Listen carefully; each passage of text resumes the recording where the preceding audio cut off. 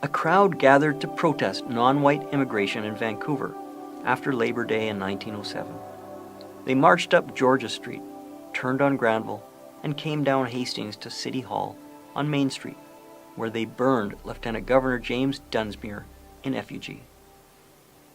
Dunsmuir represented an earlier multicultural British Columbia, governed by the Hudson Bay Company. He had hired Chinese in his coal mine and had refused to give royal assent to racist legislation. Governor James Douglas was part black and married to an Aboriginal woman. He led a group of British and Canadian-based companies and had welcomed hundreds of black and Hawaiian people fleeing discrimination in the U.S.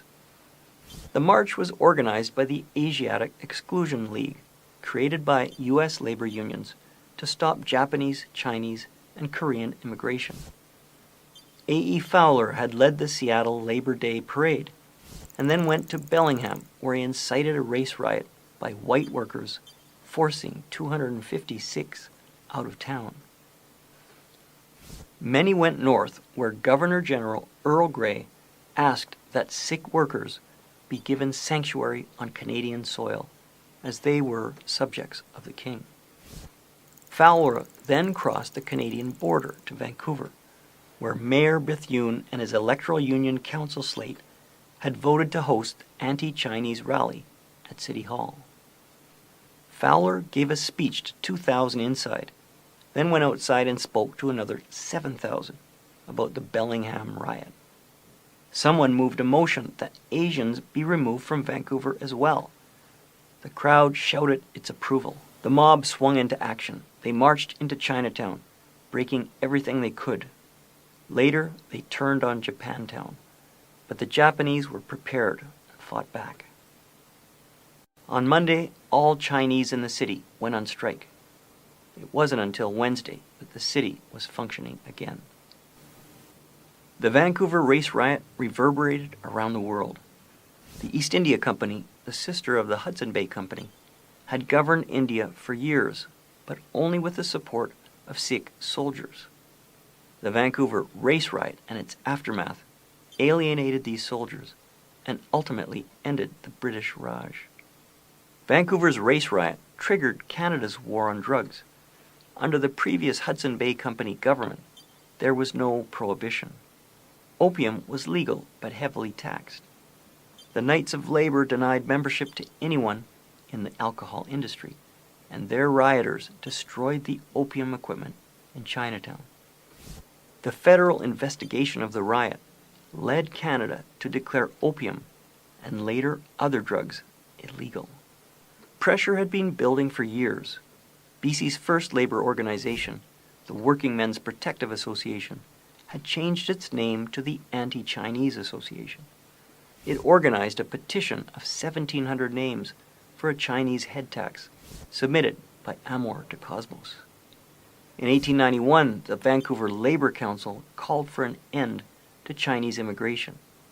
Judge Begbie, a remnant of British Columbia's multicultural past under the Hudson Bay Company, had thrown out much racist legislation.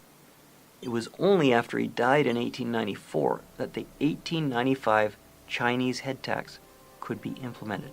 For decades, no politician would dare oppose the racism that led to the 1907 race riot. But its effects were felt for years, here and beyond British Columbia. Greetings and welcome to another episode of Canadian History X. At the turn of the 20th century, Canada had a racist worry over the immigration of Asian individuals. It was estimated there were 16,000 Chinese immigrants in the province of British Columbia in 1901, up from 4,350 in 1881. In addition, there were 8,000 Japanese and 5,000 South Asians. More migrants were also arriving, and the Caucasians in the province looked at these arrivals through a racist lens.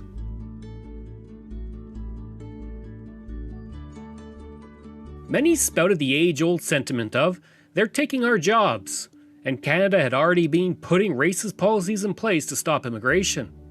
The Chinese head tax was established in 1885 to discourage Chinese people from coming to Canada after the completion of the railway they helped build. The tax had increased from $50 per person in 1885 to enter the country to $500 by 1903. This tax would remain in place until 1923, when the Chinese Immigration Act was passed.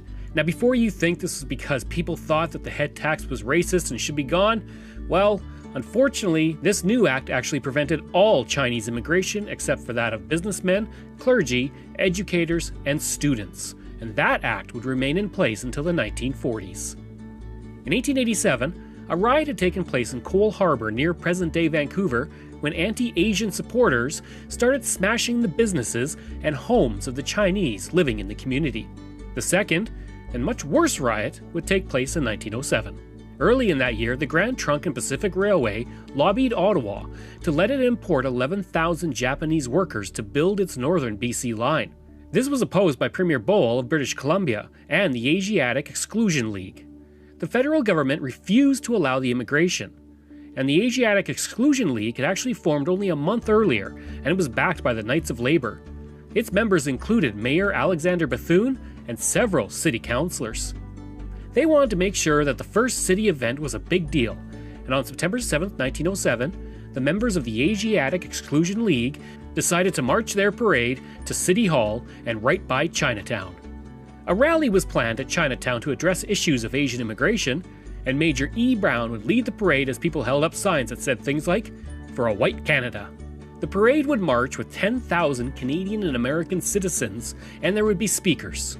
Several local religious leaders spoke to the crowd, calling for the exclusion of Asians from immigration and the expulsion of Asians already in Canada.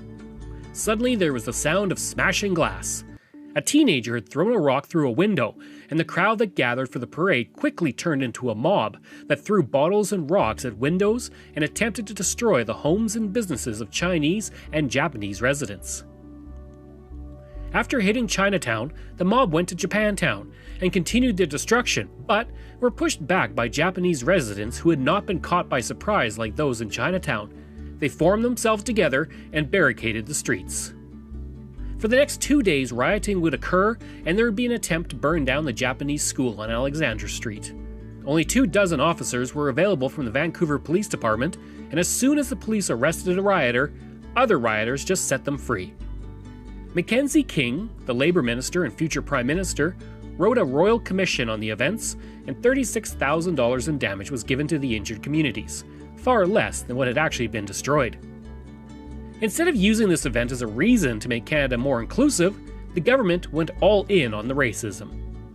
Canada and Japan agreed to restrict the passports issued to Japanese residents coming to Canada to just 400 per year. In 1908, the provincial government passed a law that would also prevent South Asian men from voting, which also prevented them from voting in federal elections. The Canadian government then enacted a $200 head tax on South Asian immigrants, and all immigrants had to take a continuous trip from India to Canada with no stops to qualify, and there were no ships that did that at the time. Until the 1940s, the yearly immigration of South Asians to Canada never exceeded 80 people.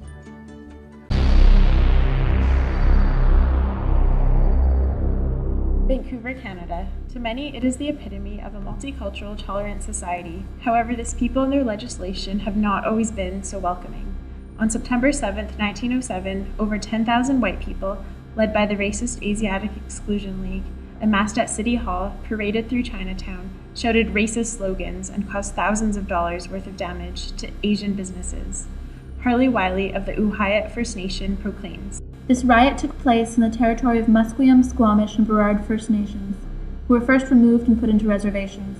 I think it is important to recognize this is not the first event that led to racist legislation in Canada.